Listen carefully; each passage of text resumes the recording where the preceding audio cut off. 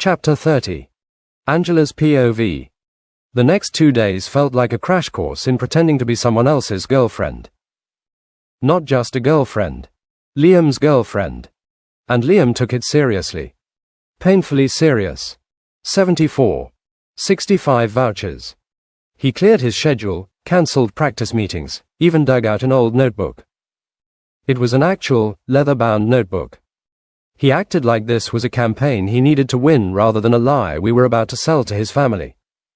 Okay, he said on the first morning, pacing the living room with restless energy. My mother will be watching everything, how you sit, how you speak, how do you react when I talk. I lifted an eyebrow from my spot on the couch. No pressure. He shot me an apologetic look, rubbing the back of his neck. I know, I'm sorry. I want you prepared. For what exactly? I asked. Interrogation. He grimaced. More like, evaluation. Your mother sounds lovely. He stopped pacing, hands dropping to his sides. She's traditional, he said carefully. Big on appearances, legacy, image. He hesitated, choosing his words. She believes suitability is measurable. I crossed my arms.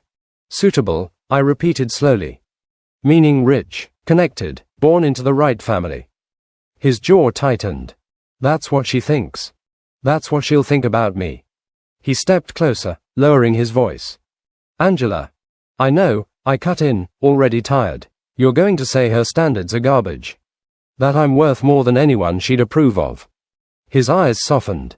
Because it's true. The words landed. They didn't heal anything. I'd never been more aware of the invisible distance between us, the money, the upbringing, the way Liam moved through the world like it had been designed to open doors for him. And now I was about to walk straight into a room full of people who would decide my worth before I even spoke. Gold digger. Temporary. Convenient. Pick one. We practiced anyway. How close? I asked later, standing awkwardly in front of him. Closer than that, he said gently. I took a step forward. 4. 12:08 Monday, January 26 gr. Chapter 30. No, too stiff, he murmured. Relax your shoulders. I am relaxed. He snorted.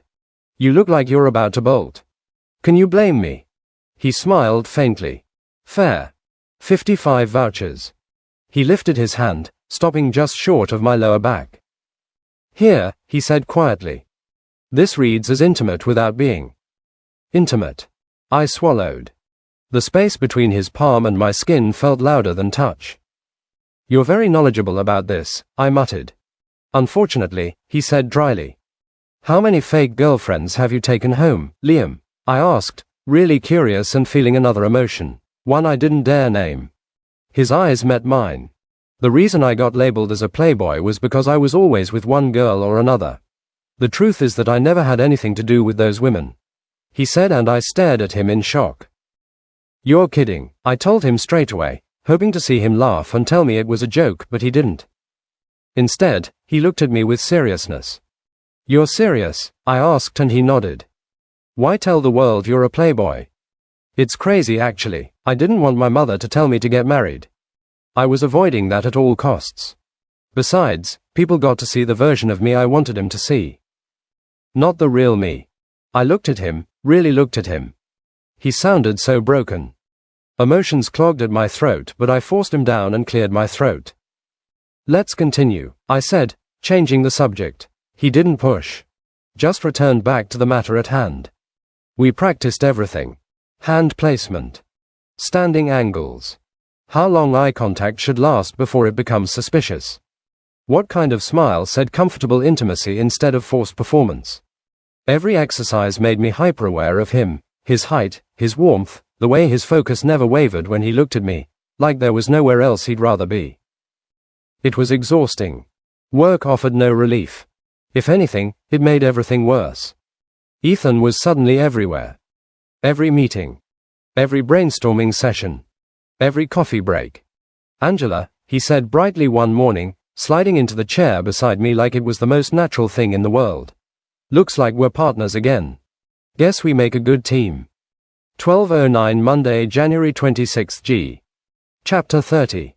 I didn't look at him. This wasn't my choice. He leaned closer, lowering his voice. I've missed working with you. Across the table, someone raised their eyebrows. By lunch, the gossip had started. Ethan is fighting for his lost love. Angela plays two men. Classic office drama. Maya made sure it didn't die down. SS vouchers. She started showing up daily, his girlfriend, unmistakably so. Her heels clicked sharply across the office floor. Her arm looped possessively through Ethan's whenever she could manage it. She laughed too loudly. Kissed his cheek too often. Sat on the edge of his desk like she owned the space. And she looked at me like she wanted me to know it. Like she'd won. But there was something new in her eyes now. Uncertainty. She watched me more closely than Ethan did. One day after work, I was headed out after I finished my project when Maya blocked me, her eyes mixed with fury and mock. What do you want, Maya? I asked, not in the mood for her troubles, and she smirked. I remember clearly telling you to stay away from Ethan. Clearly your brains can't comprehend that, can they? My eyes narrowed, anger rising. She must have known that Ethan had called me. I didn't have time for this.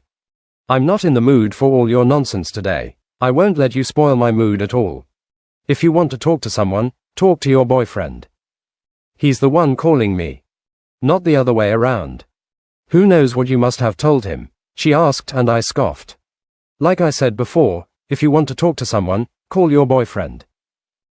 I'm not in the mood. She looked like she was about to say more but kept quiet, her body vibrating with anger. Good. I didn't have the energy to deal with them. I'd left that part of my life behind, and if they didn't see it, then they were blind. Still, by the end of each day, I was wrung out. Pulled in too many directions. Judged in rooms I never asked to be part of. The day before the dinner, Liam insisted on taking me out. You need to look how you want, he said firmly, not how my mother wants. And yet, I replied, eyeing the appointment confirmation on my phone, you booked the salon. He winced. Okay. That part might have been strategic. I didn't have the energy to argue. When I finally looked in the mirror afterward, I barely recognized myself.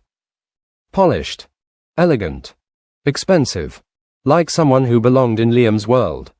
12:09 Monday, January 26 GR. Chapter 30. And that terrified me. Because I didn't know how long I could pretend to be her. What? Liam asked quietly when I didn't turn around. What happens, I asked slowly, when this dinner is over? He didn't answer right away. Then, softly, honestly, then we deal with reality. I met his eyes in the mirror. And for the first time since this whole mess began, I wasn't sure which frightened me more. Pretending to be his girlfriend, or stopping.